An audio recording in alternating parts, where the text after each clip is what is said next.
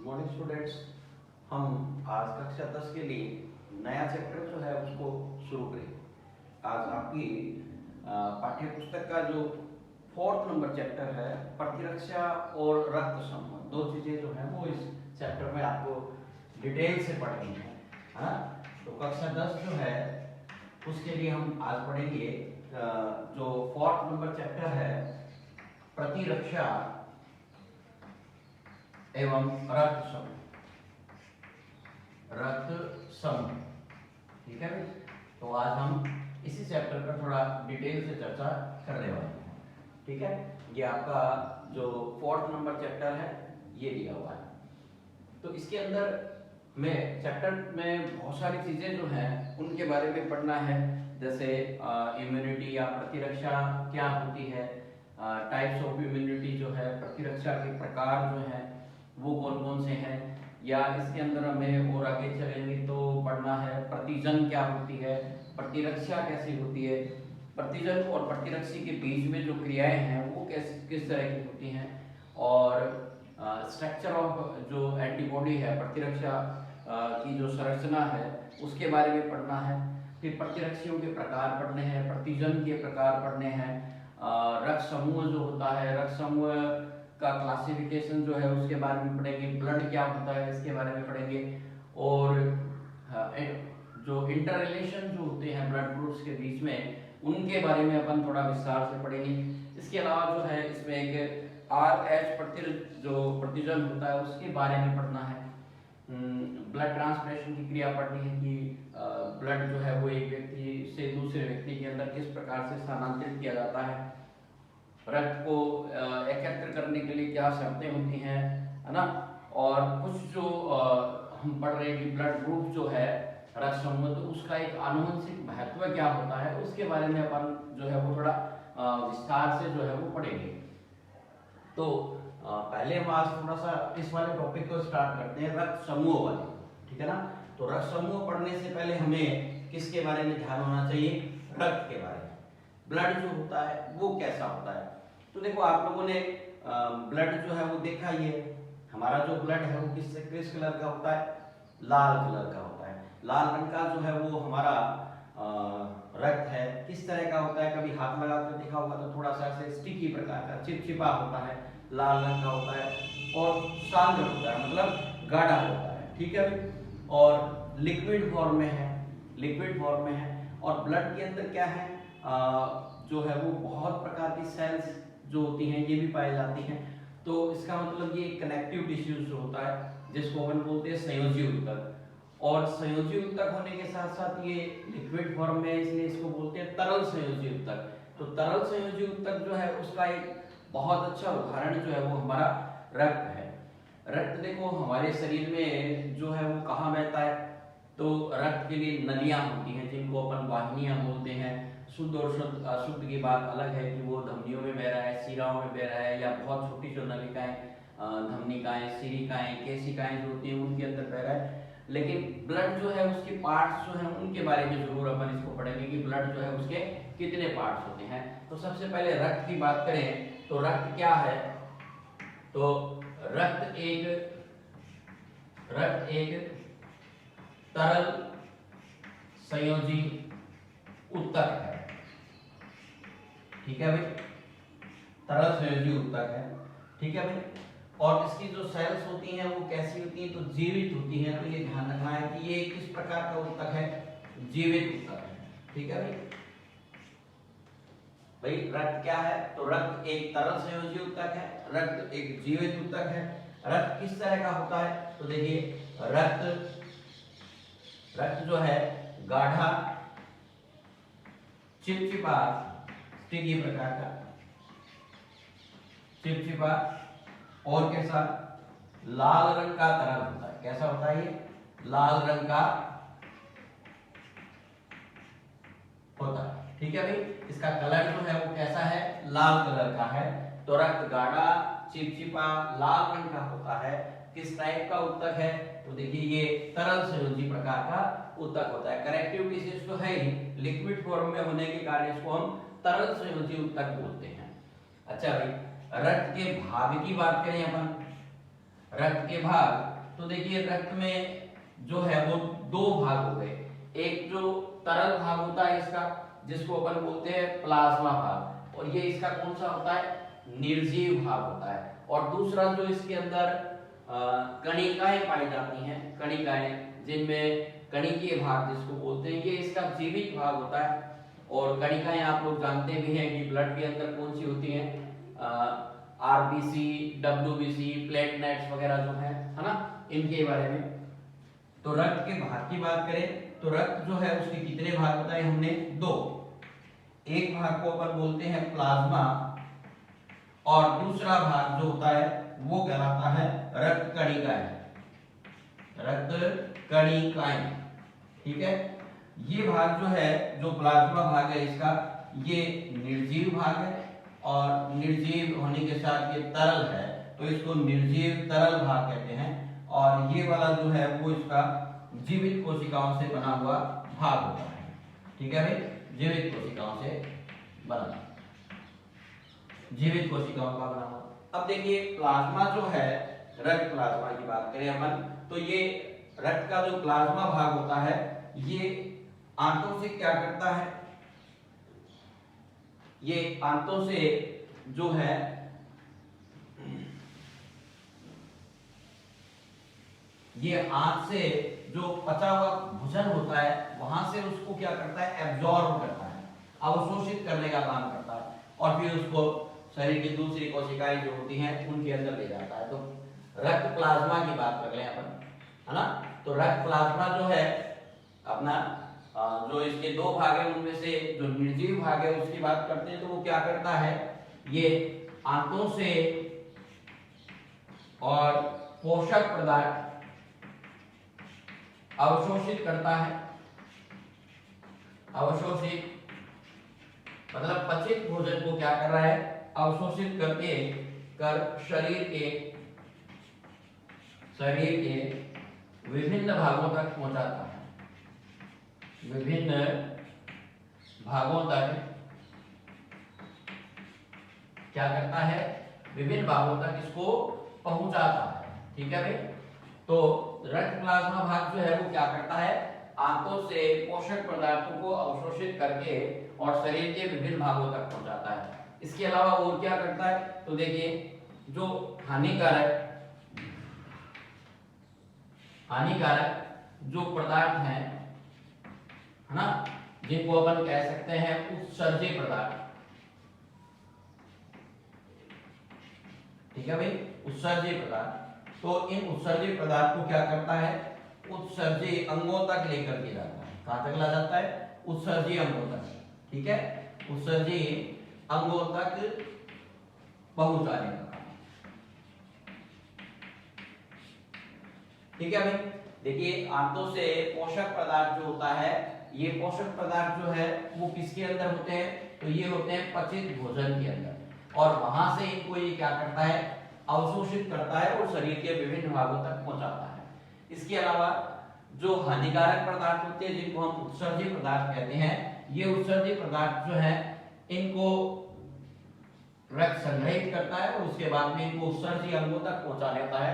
ये काम जो है वो रक्त के तरल भाग का होता है। दूसरा भाग जो है, संक्षिप्त में हम इसकी जानकारी ले रहे हैं, तो जो रक्त का तरल भाग है जिसको अपन बोलते हैं रक्त कणिकाएं। रक्त क्या है, कणिकाएं हैं, और ये रक्त कणिकाएं जो होती हैं ये कितने प्रकार की है, देखो ये होती हैं 3 प्रकार की। ठीक है भाई, एक को बोलते हैं अपन आरबीसी, लाल रुधिर कणिकाएं, इनको बोलते हैं लाल रुधिर या रक्त कणिकाएं। ठीक है भाई, दूसरा जो होता है उसको बोलते हैं अपन डब्ल्यूबीसी, ठीक है ना, इसको बोलते हैं श्वेत रुधिर कणिकाएं, श्वेत रुधिर कणिकाएं।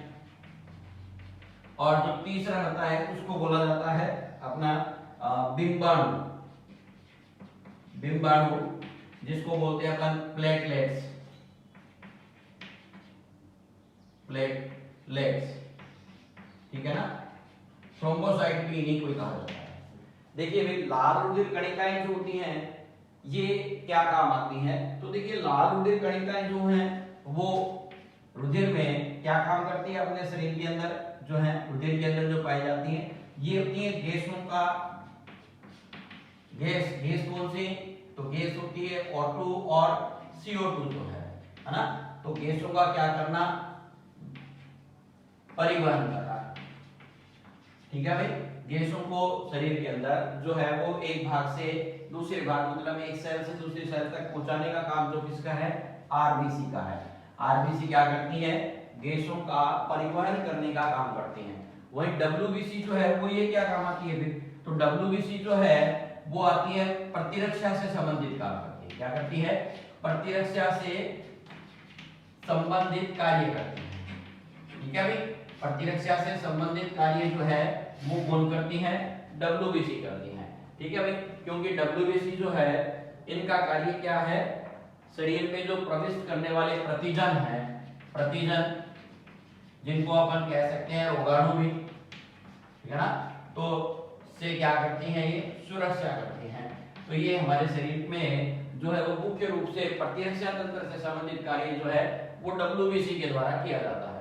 वही प्लेटलेट्स या बिंबाणु जो होते हैं ये क्या काम आते हैं, ये रक्त में जो होते हैं, तो जब हमारे शरीर में किसी भाग से क्या लग जाती है, चोट लग जाती है, तो उस चोट लगे स्थान से, है ना, आपने देखा होगा कि जब चोट लग जाती है तो क्या होता है, उस स्थान से रक्त जो है वो बहने लग जाता है ना। लेकिन आपने ये भी देखा होगा कि कुछ समय बाद में जो है थोड़े ही अंतराल में क्या होता है कि रक्त जो है वो उस चोट लगे स्थान से नहीं बहता है, मतलब उसके बहने का क्रम जो होता है वो रुक जाता है। तो इसका मतलब है इस क्रिया को अपन क्या कहते हैं, क्या कहेंगे, रक्त का थक्का बनना, ठीक है ना। तो चोट लगे स्थान से रक्त बहने को क्या करता है, रक्त को बहने से रोकता है, ठीक है भाई, रोकता है। और इस पूरी क्रिया को जो है, इस पूरी क्रिया को अपन क्या कहेंगे, रक्त का थक्का, रक्त का थक्का बना, ठीक है। इस तरह से अपन ने सिर्फ मोटे मोटे तौर पर रक्त जो है उसके भाग देखे हैं, रक्त से भागों के कार्य जो है उन पर अपन ने थोड़ा सा जो है वो ध्यान किया है, या उनके कार्यों को अपन ने समझने का प्रयास किया है, ठीक है भाई। उसके बाद जो है रक्त कणिकाएं जो है वो आरबीसी, डब्ल्यूबीसी और प्लेटलेट्स होती हैं। तीनों जो है वो अलग अलग प्रकार का कार्य करती हैं। आरबीसी जो है वो गैसों के परिवहन संबंधी कार्य करती हैं, तो वहीं हमारा डब्ल्यूबीसी जो होता है वो प्रतिरक्षा से संबंधित कार्य करता है, मतलब जो शरीर में प्रवेश करने वाले, है ना, रोगाणु है जो शरीर में क्या करते हैं, प्रवेश करते हैं, इन रोगाणुओं से सुरक्षा करती हैं। तो वहीं पर प्लेटलेट्स जो है वो चोट लगे स्थान से ब्लड को या रक्त जो है उसको बहने से रोककर, अर्थात रक्त का थक्का बनाकर क्या करती हैं, रक्त को बहने से रोकती हैं। तो अन्यथा तो क्या होगा, चोट लगे स्थान से लगातार रक्त बहता रहेगा तो क्या हो जाएगा, तो उस व्यक्ति की मृत्यु हो सकती है, क्योंकि खून की कमी हो जाएगी और ऐसी स्थिति के अंदर जो है वो व्यक्ति जो है वो मर भी सकता है। तो ये जरूरी है। इसके बाद हम बात करें तो देखिए एक अगला जो छोटा टॉपिक अपना है वो है रक्त समूह, ठीक है ना, जिनको अपन बोलते हैं ब्लड ग्रुप। हम बात किसकी करेंगे, अब रक्त समूह की बात करेंगे। आप लोगों ने देखा होगा जब किसी एक व्यक्ति को ब्लड की आवश्यकता होती है तो दूसरा व्यक्ति जो है वो रक्त प्रदान करता है, मतलब रक्त का आदान प्रदान या रक्त जो है उसका स्थानांतरण की क्रिया होती है ना। ऐसी स्थिति में जो है हम देखते हैं कि भाई रक्त जो है, जैसे ही हम ब्लड बैंक में जाते हैं या किसी व्यक्ति से रक्त लेते हैं तो उस दौरान क्या होता है, सबसे पहले जो है वो व्यक्ति के रक्त जो है उसका परीक्षण करके जांच की जाती है कि उसका ब्लड ग्रुप कौन सा है, क्लियर है, रक्त समूह कौन सा है। तो ये रक्त समूह वाली जांच जो की जाती है, तो सबसे पहले रक्त समूह के बारे में बताया किसने था ना, ये किस तरह से जो है वो जानकारी में आई। तो देखिए रक्त समूह जो है सबसे पहले 1901 में, ठीक है ना, 1901 के अंदर एक वैज्ञानिक थे जिनका नाम था कार्ल लैंडस्टीनर, लैंडस्टीनर, ठीक है भाई, ठीक है भाई। कार्ल लैंडस्टीनर जो है इस नाम से जो वैज्ञानिक हुए थे 1901 में, 1901 में कार्ल लैंडस्टीनर ने जो है वो सबसे पहले रक्त का वर्गीकरण दिया था। रक्त का क्या दिया था? वर्गीकरण दिया था। सबसे पहले कार्ल लैंडस्टीनर ने क्या किया? 1901 में रक्त का जो वर्गीकरण है, रक्त समूह जो है उसके बारे में बताने का काम किया था। इन्होंने क्या बताया था कि आरबीसी जो होती है, लाल रुधिर कणिकाएं जो होती हैं, इसकी सतह, सतह का मतलब क्या हो गया? झिल्ली कह सकते हो आप, सतह को क्या कह सकते हो? झिल्ली, ठीक है ना। तो झिल्ली पर प्रतिजन जो होते हैं, अपन प्रतिजन की चर्चा करेंगे। प्रतिजन की उपस्थिति या अनुपस्थिति के आधार पर, अनुपस्थिति के आधार पर उन्होंने क्या किया था? उन्होंने वर्गीकरण दिया था, ठीक है भाई। उन्होंने क्या किया कि आरबीसी जो है, लाल रुधिर कणिकाएं जो है, उनकी सतह के ऊपर जो है वो प्रतिजन जो है उसकी उपस्थिति और अनुपस्थिति, मतलब प्रतिजन है या नहीं, उपस्थित है या नहीं है, इसके आधार पर उन्होंने ये वर्गीकरण दिया था, ठीक है भाई। अब ये प्रतिजन जो है वो क्या होते हैं? तो प्रतिजन किसके बने होते हैं? तो प्रतिजन जो है वो क्या है? वैसे तो अपन प्रतिजन को डिटेल में प्रतिरक्षा वाला जो पाठ का बिंदु है अपना प्रतिरक्षा, उसके अंदर थोड़ा डिटेल में पढ़ेंगे, लेकिन यहाँ सिर्फ आप समझ लीजिए कि प्रतिजन किसके बने होते हैं। तो प्रतिजन जो है वो प्रोटीन के, कार्बोहाइड्रेट के, कार्बोहाइड्रेट या ग्लाइकोप्रोटीन के बने, ठीक है भाई, ग्लाइकोप्रोटीन के बने। क्लियर है कि किसके बने हैं? तो ज्यादातर तो ये प्रोटीन के बने होते हैं प्रतिजन, लेकिन प्रतिजन कार्बोहाइड्रेट और ग्लाइकोप्रोटीन जो होते हैं उनसे मिलकर भी बने हुए होते हैं। तो इस तरह से शुरू में जो कार्ल लैंडस्टीनर ने वर्गीकरण दिया था वो किसके आधार पर दिया था? प्रतिजन की उपस्थिति या अनुपस्थिति के आधार पर, ठीक है भाई। ये प्रतिजन जो है वो कितने प्रकार के हैं, कितना क्या है अपन देखते हैं। देखो अब इसके अंदर कार्ल लैंडस्टीनर का जो वर्गीकरण था उसके बारे में थोड़ी सी चर्चा जो है वो हम स्टार्ट करेंगे अब यहाँ से, कि कार्ल लैंडस्टीनर ने क्या बताया था कि आरबीसी जो है, आरबीसी, इसकी आरबीसी की सतह पर, सतह मतलब झिल्ली पर, ठीक है ना, कितने प्रकार के? दो प्रकार के। कितने प्रकार के? दो प्रकार के क्या पाए जाते हैं? प्रतिजन पाए जाते हैं। प्रतिजन उपस्थित होते हैं या पाए जाते हैं। क्लियर है? कितने प्रकार के प्रतिजन होते हैं? दो प्रकार के प्रतिजन होते हैं। वो कौन कौन से थे? एक को कहा गया ए और दूसरे का नाम क्या रखा गया? बी। एक प्रतिजन होता है ए और दूसरा होता है प्रतिजन बी। तो ए व बी की उपस्थिति या अनुपस्थिति जो है, अनुपस्थिति के आधार पर, यह है वर्गीकरण कार्ल लैंडस्टीनर का इसी पर आधारित था कि प्रतिजन उपस्थित है या नहीं। तो इसके आधार पर स्टीनर ने चार प्रकार के ब्लड ग्रुप बताए थे। चार प्रकार के रक्त समूह बताए थे। ब्लड ग्रुप जो है उनको बताया था, वो कौन कौन से हैं? एक को कहा गया ए, एक को कहा गया बी, तीसरे वाले को कहा गया ए और बी, और अंतिम जो चौथा समूह था उसको कहा गया ओ। वैसे तो इसको शून्य वर्ग समूह बोलते हैं, शून्य, जीरो, शून्य, लेकिन ये अंग्रेजी के ओ पे जैसा है इसलिए इसको ओ भी पढ़ते हैं। अंग्रेजी में ओ जो है वो अल्फाबेट जो होता है वो इसी तरह का होता है, इसलिए इसको जीरो को हम क्या पढ़ते हैं? O भी बैठते हैं, ध्यान रखना है। तो इस प्रकार का जो वर्गीकरण हुआ वो वर्गीकरण क्या कहलाया? तो इस प्रकार के वर्गीकरण को कौन सा वर्गीकरण कहेंगे? इस प्रकार के वर्गीकरण को एबीओ समूहीकरण कहते हैं। ठीक है भाई, एबीओ प्रकार का या एबीओ समूहीकरण कहते हैं। तो कुल मिलाकर के हमें ये बात अब क्लियर हो जाती है कि कार्ल एंड स्टीनर का वर्गीकरण किस प्रकार का था?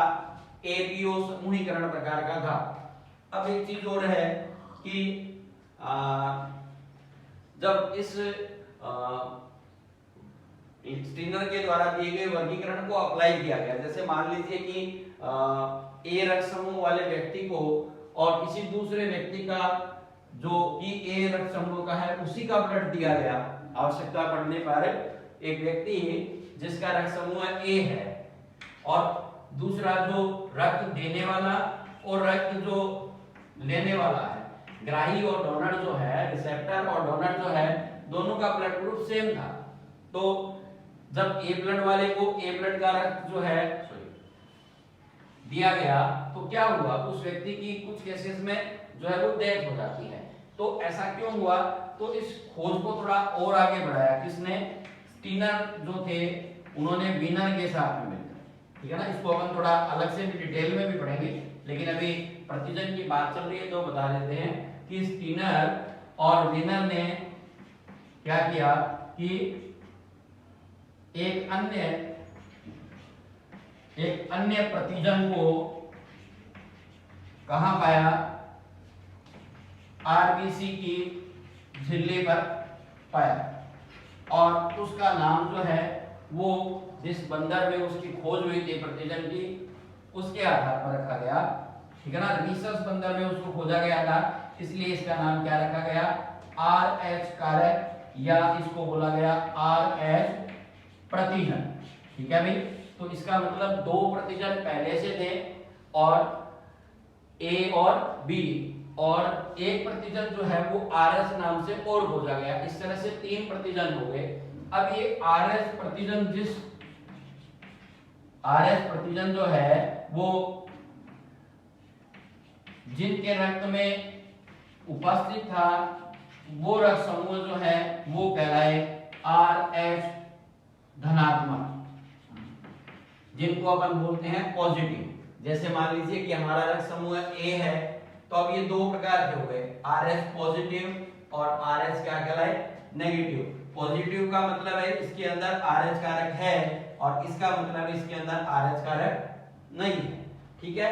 तो RH कारक उपस्थित थे वो कहलाए RH धनात्मक, और जिनमें RH कारक अनुपस्थित था रक्त में, ठीक है ना, रक्त से मतलब रक्त के आरबीसी की सतह पर, वो कहलाए RH ऋणात्मक, ठीक है भाई।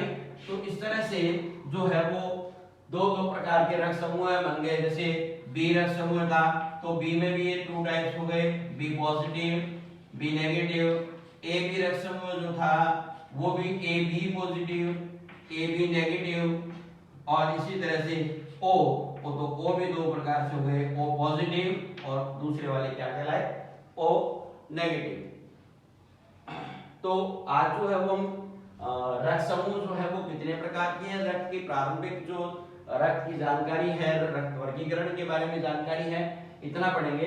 नेक्स्ट वीडियो में जो हम क्या करेंगे कि ये विभिन्न प्रकार के रक्त समूह जो है इनको हम विस्तार से पढ़ेंगे कि इनमें कौन सा प्रतिजन है, कौन सा प्रतिरक्षी है, कौन कौन सा रक्त समूह जो है वो सबसे रक्त ले सकता है, सबको रक्त दे सकता है, या किस रक्त समूह का व्यक्ति जो है वो कौन कौन से रक्त समूह वाले व्यक्ति को रक्त दे सकता है या उससे रक्त जो है उसको ग्रहण कर सकता है। और साथ ही साथ जो हम RH कारक की जो उपयोगिता है उसको पढ़ेंगे, ठीक है ना।